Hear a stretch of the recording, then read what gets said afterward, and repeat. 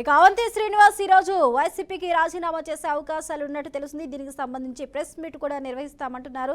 ఇదే అంశానికి సంబంధించి అవంతి శ్రీనివాస్ మాట్లాడుతున్నారు. లైవ్ చూద్దాం. కరోనా కూడా ఇక్కడే ఉండి నేను కేజీహెచ్లోనే ట్రీట్మెంట్ తీసుకున్నాను. అంత నిస్వార్థంగా అంత ప్రేమతోటి నేను పనిచేయడం జరిగింది నాకు ఇచ్చిన అవకాశాన్ని. మరి నా వరకు నేను అయితే 100% పాలు న్యాయం చేశాను అనుకుంటున్నాను. కానీ ఏదేమైనా మన ప్రజల తీర్పుని చూసాం. మన ప్రజా తీర్పుని మనం గౌరవించాల్సిన బాధ్యత అందరి మీద ఉంది. సో నేనైతే ఎవరిని బ్లేమ్ చేయట్లేదు. కాబట్టి నేను ఇంతవరకే రాలేదు ఎలక్షన్స్ అయిన తర్వాత. నేను కూడా అబ్జర్వ్ చేస్తున్నాను, మీ టీవీ ఛానల్స్ కానీ పేపర్లు కానీ మేధావులు కానీ అసలు ఎవరైనా సరే ఈ ప్రజా తీర్పు సరే ఎలక్షన్లో ఒకసారి ఒక పార్టీ ఓడిపోతే ఒక పార్టీ గెలుస్తుంది. దీనికి కారణాలు ఏంటి అని విశ్లేషణ చేస్తారా? కొంతమంది ఏమో ఈవీఎంలు అంటారు, కొంతమంది ఏమో ఏదో రకరకాలుగా మీ ఎనాలిసిస్ మీరు చేసుకుంటూ వచ్చారు. సో ఇదేంటంటే ఒక కేస్ స్టడీ. మీరు కూడా అసలు ప్రజలు ఎందుకు తిరస్కరించారు అనేది కూడా మీరు ఒకసారి కేస్ స్టడీ చేయాలి. ఏది ఈ జర్నలిజంలో శ్రీనివాస్ గారు ఒక 25 ఏళ్ళ నుంచి ఉన్నారు, పెద్ద శ్రీనివాస్.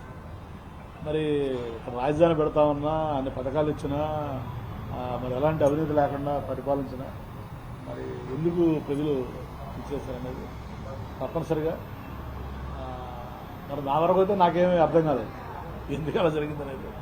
మరి నేను అనుకుంటాం ఇక్కడ స్థానికంగా ఉన్నటువంటి అభ్యర్థులను చూసి వాళ్ళు ఓట్లేదు ప్రజలు, ఆయన ఉన్న వాళ్ళని చూసి వాళ్ళు నిర్ణయం తీసుకుని ఉండొచ్చు అని నేను భావిస్తున్నాను. మా వరకే నేను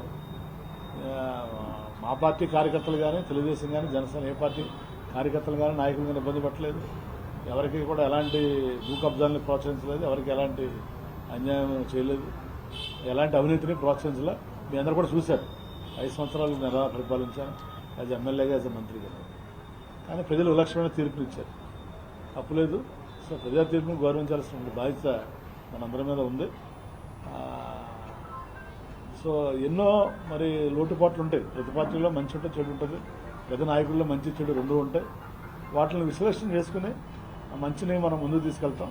మన వల్ల తప్పులు కానీ చెడు కానీ ఉంటే వాటిని మరి విశ్లేషణ చేసి రెక్టిఫై చేసుకుని ముందుకెళ్ళడం జరుగుతుంది. కానీ నేను ఇప్పుడు ఈ నిర్ణయం తీసుకున్న సడన్గా కారణం ఏంటంటే మరి ఏ ప్రభుత్వం వచ్చినా కొత్త ప్రభుత్వం వచ్చినప్పుడు ప్రభుత్వానికి కనీసం సంవత్సరంలో టైం ఇవ్వాలి. మనం సంవత్సరం కూడా టైం ఇవ్వకుండా మనం 6 నెలల నుంచే మనం వెళ్ళి మన ప్రజలను మళ్ళీ ఇబ్బంది పెడతాం, లేకపోతే నాయకులను ఇబ్బంది పెడతాం, కార్యకర్తలను ఇబ్బంది పెడతాం అనేది కరెక్ట్ కాదు అని నేను భావించి నిర్ణయం తీసుకోవడం జరిగింది. ఎందుకంటే ముఖ్యంగా 5 సంవత్సరాలు ప్రభుత్వం అధికారులు ఉన్నా కూడా వైఎస్ఆర్సీపీ పార్టీ కార్యకర్తలు చాలా ఇబ్బందులు పడ్డారు. ఎందుకంటే అంతా వాలంటీర్స్ నడిపించారు. కార్యకర్తలకి కానీ నాయకులకు కానీ ఏమీ గౌరవం అనేది లేదు. అలాగే పొలిటికల్గా కానీ ఫైనాన్షియల్గా కానీ. మళ్ళీ అది అయిపోయిన తర్వాత ఒక సంవత్సరం కూడా వాళ్ళకి గ్యాప్ ఇవ్వకుండా మనం వెంటనే మళ్ళీ జమిలీ ఎలక్షన్ వస్తుంది, ఎందుకు ఎలక్షన్ వస్తుంది, ప్రభుత్వానికి టైం ఇవ్వకుండా నాయకులు కార్యకర్తలు నలిగిపోయి ఉన్నారు. మళ్ళీ వాళ్ళకు కూడా మనం టైం ఇవ్వకుండా మళ్ళీ రేపటి నుంచి మనం ధర్నాలు చేయండి, ఇది చేయండి అని చెప్పడం ఎంతవరకు కరెక్ట్.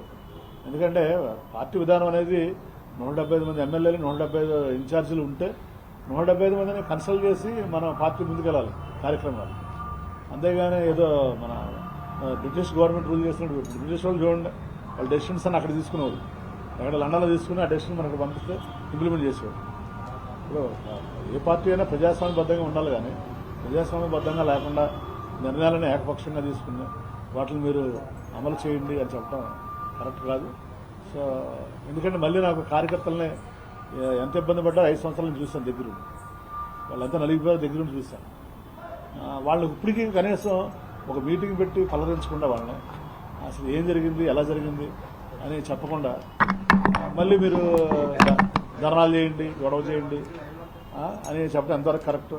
మనం చూసాం సోషల్ మీడియా, వాడెవడో కూడా యథోపం చేసిన దానికి పవన్ కళ్యాణ్ గారు దానికి నేను కోపం వచ్చి అని చెప్పడం, అక్కడి నుంచి ఈ సోషల్ మీడియా కార్యకర్తలు అందరూ అంతా ఇబ్బందులు పడడం చూశారు.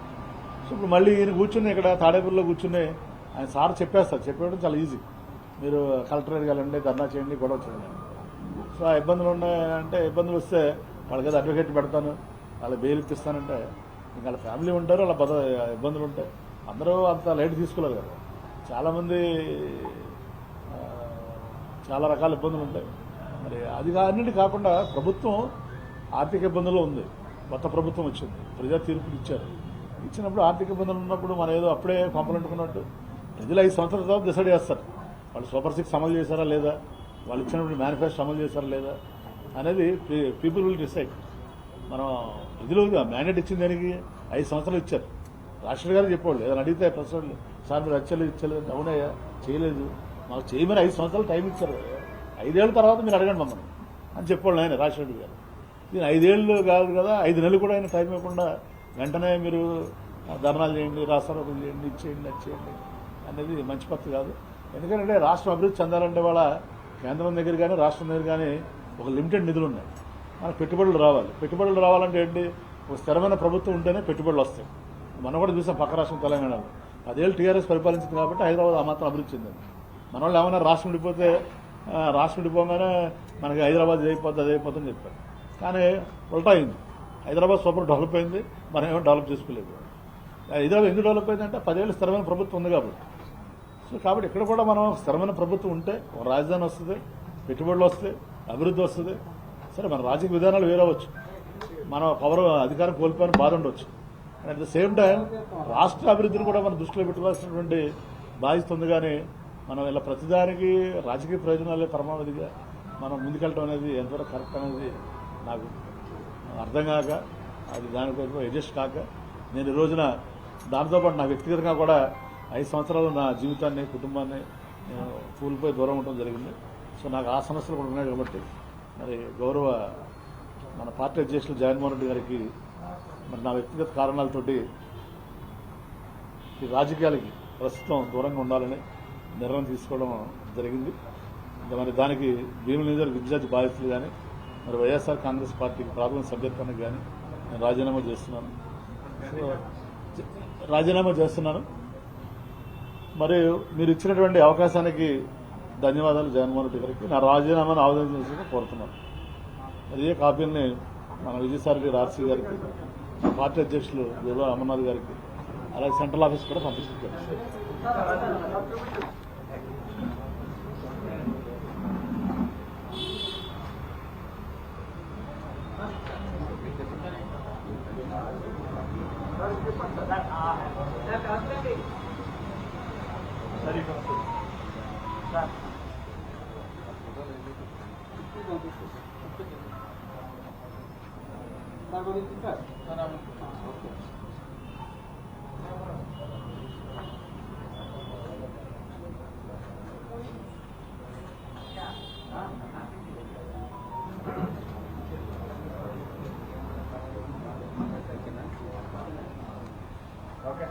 ఓకేనా?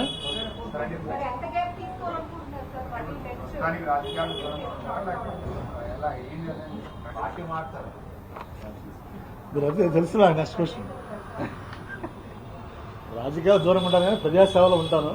ఇప్పుడు నేను వేరే పార్టీలో, మీరు అందుకే ప్రెస్ మీట్ కూడా పెట్టింది, ఇది యాక్చువల్ లెటర్ మీకు పంపించేయచ్చు. కానీ ఈ మధ్యన మన మిత్రులు కొంతమంది మీరే మీ ఇష్టం వచ్చినట్టు కథలు అల్లుతున్నారు. దయచేసి నా మీద కథలే అల్లొద్దు. Media is permanent, Avanthi Srinivasarao is permanent. ఏదున్నా నా సంగతి మీకు తెలుసు. ఓపెన్గా ఉంటాను, ట్రాన్స్పరెంట్గా ఉంటాను, మీకు చెప్పే చేస్తాను. ఇప్పుడు నాకు ఏ పార్టీలో చేసే ఆలోచన లేదు. అర్థమైందా? కొన్నాళ్ళు రాజకీయ నాకు వ్యక్తిగత 5 సంవత్సరాలు నేను వ్యక్తిగతంగా నా జీవితాన్ని కోల్పోయాను. కుటుంబాన్ని, నా కుటుంబ బాధ్యతలు కూడా కొన్ని ఉన్నాయి, అలాగే మా కాలేజీ బాధ్యతలు కూడా కొన్ని ఉన్నాయి. అది చూసుకుందాం అనుకుంటున్నాను. తర్వాత నేను ఎక్కడైనా నాకు కావాల్సింది ఏదో డబ్బును పదవి కాదు, గౌరవం కావాలి. సో గౌరవం ఎక్కడుంటే అక్కడ ఉంటాను నేను. కాబట్టి ఏదో అలాంటిది ఏమైనా ఉంటే తప్పనిసరిగా ఫస్ట్ మా నాయన్ని పిలిచి నేను చెప్పి, రామకృష్ణ ఇచ్చాడు రామకృష్ణ, కాబట్టి నాయన ఏదో దయచేసి తప్పనిసరిగా మీ అందరికి చెప్పే నేను నిర్ణయం తీసుకుంటాను. సో ప్రస్తుతానికి ఏంటంటే ఎన్నాళ్ళు మానవ సేవే మాధవ సేవ అని మనం వెళ్ళాం. సో ఇప్పుడు కొంచెం మాధవుడి సేవలో డైరెక్ట్గా చేస్తున్నాను.